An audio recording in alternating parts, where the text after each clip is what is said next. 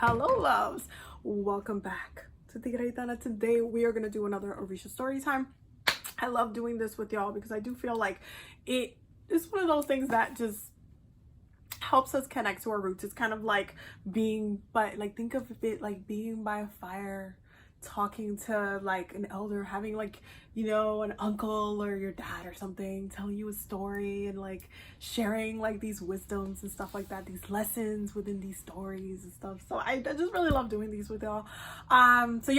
We are going to be using the African narratives of Orisha spirits and other deities. Okay, this is a very, very, very, very thick book. Okay, this is like a textbook, and these Orisha story times are meant to be very educational. So it's meant to be like a little small kind of class where we dissect some of these stories and really look for the lessons inside of them. Look for the meanings. Look for what you can take from it, and like the little little piece of truth that you can like take from it and apply it to your own life, because I do think that there's a lot of lessons within stories and these things that get passed down to us. So I find them super amazing to just contemplate and meditate on these messages. So it's like it's just like a different way to do divination sometimes. It's just listening to stories, sponging it up. So today we are going to be looking at a story of Ogun,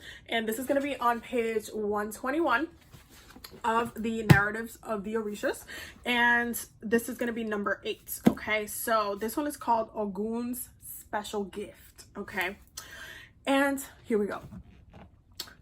One day long ago, in Yoruba lands, when Ogun saw that the natives of local tribes and their hunters needed help, he thought, the natives and hunters need my protection and help to fight invaders.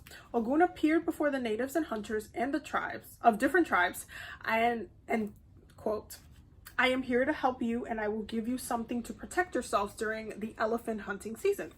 Ogun gave them a special gift, the ability to become invisible to animals and invaders, which enabled the hunters to hunt in peace and the natives to have extra protection.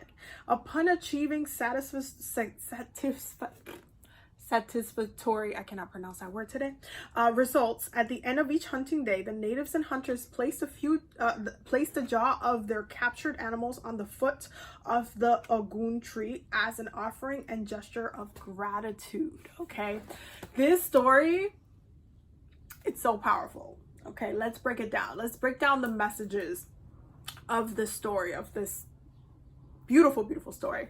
If you want to reference it yourself, the quote for this story will be in page 121 for those who already have the book, because I know quite a bit of you guys got the book, because I have gotten emails and messages and stuff. So okay, so the story is really beautiful because it speaks to something that, oh my god, as spiritual people, as people who practice different things, this is something that is absolutely necessary for when we are actively trying to manifest. Okay, now in this story you see how Ogun gives this gift to the hunters, to those who are trying to, they have a goal, right? They're trying to feed themselves, they're trying to whether they're trying to feed their tribes, they're trying to make sure that nobody goes hungry. So there's a goal in mind. There's something that is being manifested, and that is food, and they need to be protected from those invaders, from those who would come in and try to disrupt the goal, try to disrupt the goal. The goal is, we're trying to get food, we're trying to hunt, trying to bring this to the tribes, we're trying to make sure we don't go hungry, we got to make sure that we are good, that we're safe, that we keep going. So we need to make sure that we have that protection in place, right? So the gift is of invisibility. Y'all, this is such a parallel to actively being protected when you're doing spiritual work, and the importance of protection when you're doing spiritual work, but at the same time, the importance of you not sharing everything with everybody, what you're trying to manifest and all these things, and just putting it out there for everybody to just disrupt and invade your goals. So this story is super powerful because it really highlights the need to do things and to kind of create action towards the things that you want for yourself without interruption, without disruption from others who would see you wanting to see you trip up, wanting to see you not reach those goals, wanting to see you kind of like have a different direction, or even, you know, completely disturb it at all, so you can't even achieve it at all. It like just takes from your energy, from your goals, from those, you know, dreams.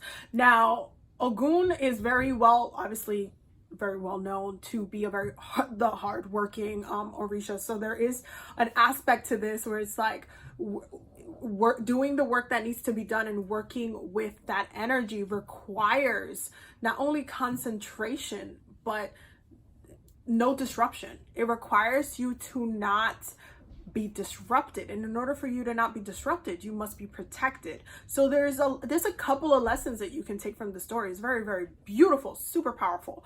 But one, not only being mindful of who you let into your space and who you speak your manifestations to, but also how you are protected while you have these goals for yourself. How are you setting yourself up for success? How are you, you know, doing your work without any disruption? How are you doing that?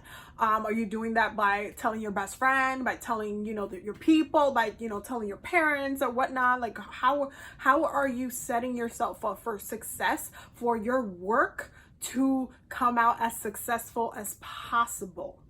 Okay, some things need to be kept quiet. Okay, so not everything needs to be spoken out loud, not everything needs to be shared with everybody. You know,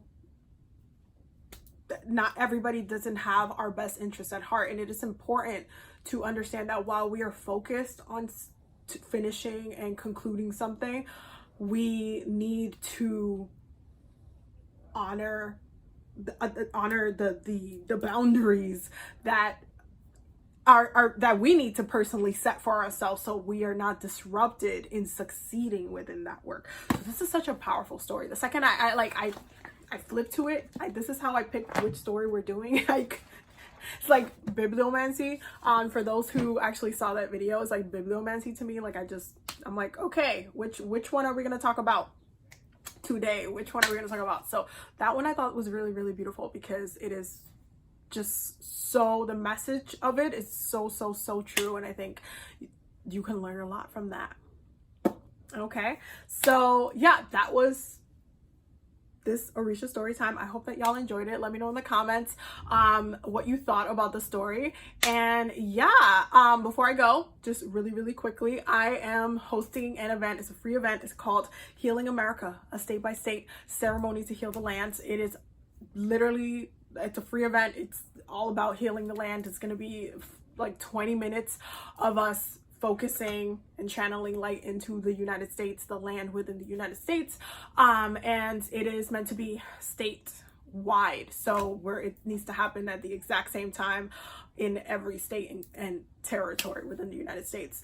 This is going to be focused on energy healing, and anybody can participate, whether you want to participate remotely or whether you want to participate in person. We will have I am collecting like everybody's info in the form. The link will be down below if you are curious and want to sign up. But I'm collecting everybody's info who wants to sign up in the form, and I'm going to be kind of putting people in groups for those who want to participate in person. For those who want to participate remotely, there will be a live stream so you can follow along within the whole process, and there will be more information and guidance provided as well.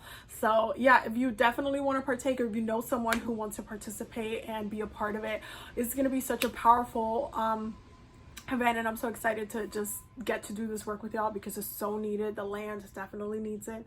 So definitely share, and yeah, the link will be down below. I will definitely see you loves in the next one. You have a very beautiful day. Bye. Don't forget to subscribe.